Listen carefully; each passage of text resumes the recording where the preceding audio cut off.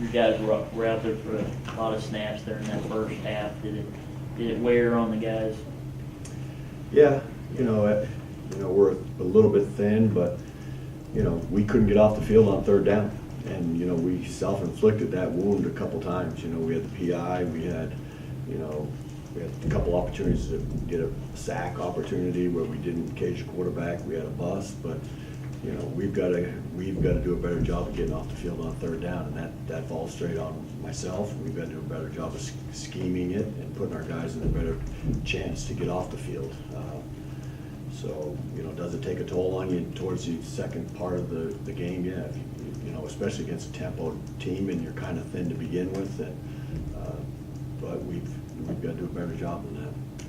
You mentioned being thin. Is there going to be any change in that this week? It's still day to day. Everything. Allen's still day to day. Whether he was out running last night, but he's still having a little bit of trouble shuffling, pushing off of it.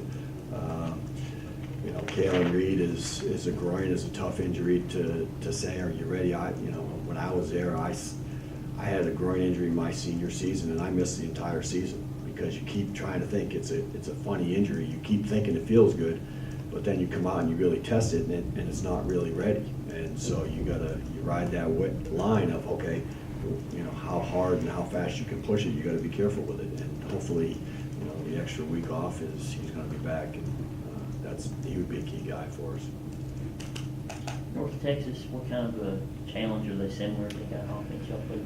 Yeah, very similar offensively. They're a big physical power team, and that's they're going to play 2 tight ends, 3 tight ends. They're going to play 21 personnel. They're going to run the power game, and they're an older team. If you look across the board, they senior quarterback, senior running back, senior receivers, senior tight ends, a pretty experienced offensive line. So they're 3 years into their coaching staff when they took over, and they're playing like they know what's going on. They're a well-coached team, and they're going to be physical. So our guys up front will have a challenge this week.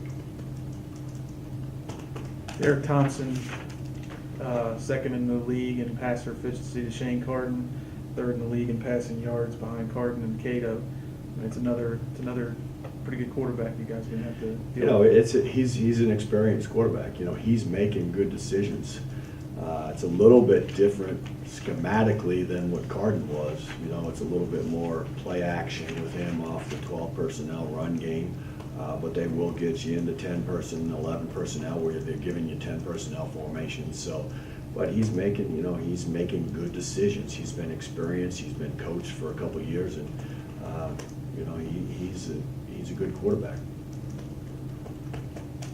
How many freshmen have seen time for y'all? Oh shoot, I lost count, Patrick. I try to figure it out, and just trying to say, all right, we've rolled a couple guys in and out, and they're involved in our 2 deep, and but that's where we're at. And we just got to continue to get better. You can't turn back the hands of time. You can only look forward, and we've got to do a good job of getting those guys ready to play because that's who we have. Coach Munkin said maybe 6 true freshmen starting an offense Saturday with all the freshmen. Have you been around a team like this where so many freshmen have taken the field? No, never. I honestly could say that. And the hard part with playing freshmen is sometimes they're physically ready to play, but it's the mental part that they don't understand it, in my opinion, is how hard you got to concentrate. Those learned mistakes that you have that you don't have recall on. You're just struggling as a true freshman to know your assignment, alignment, and you're just processing that information. And then all of a sudden, they start to do different things to you formationally or schematically, and now that's where it really gets challenging as a young player. People say, well, he was a great player in high school, but it doesn't sometimes translate until you get the confidence and the learned experience you experience at this level. And that's the biggest consequence you have of playing young players. Watching Kyrie Thornton the last couple of weeks, seems like, not that he hasn't been playing hard throughout the season, but it seems like he's really trying to put it on himself out there and playing hard. Has he tried to become the centerpiece of this defense? He has. He's done a great job. you just watch him on every play. We talk about getting a crumb. That means try to get in and get an assisted tackle. That's, we want you to get tackles. Everybody's trying to get to the ball. We're preaching, attack the ball and compensate with team pursuit and get yourself a crumb. And I mean, he's trying to get every single crumb that he can get, and just, he's leaving everything he has. I mean, he's doing a great job of leading, trying to take everybody else with him. He understands that there are a lot of young players surrounding him right now, and my hat is off to Kyrie. He's done everything that we have asked him to do.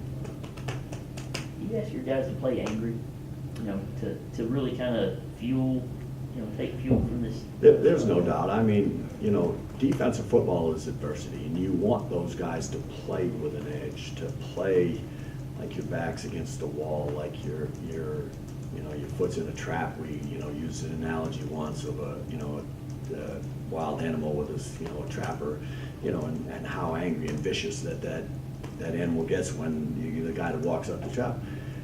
And it's you just, however you motivate yourself is, you have to just, I don't know, it's a self-motivation, it's a pride, it's, all right, nobody's trying, there hasn't been one time where you say, all right, this group here has quit, has laid, has not given effort. You throw on that tape and you show me one guy that's just absolutely dogging it, and I'll say, I haven't seen it yet. I really haven't. This has been a special group that way that said, we've asked them to put the time in off the field, studying the tape. We've asked them to bust their tail on practice days. We've had great practices, and that's a tribute to Coach Monken. I mean, he, as you look, and it all starts with him and how positive he's trying to be, because, when things are not going your way, the first thing you do is you just start to say the world's against you, you're down, it's hard to get motivated to play for something that you don't have motivation to play for. But he has just done a great job with the team, trying to motivate them, trying to keep everybody positive, and we're not seeing the results. That's the sad part right now. You want these guys to have success, and they're just not getting it. Your heart goes out to somebody that's giving you everything they has, and trying to get it back. And you want to wave a wand and make everybody feel better. We're doing everything we can schematically. Coaches are working, players are working. And sometimes it just doesn't go your way.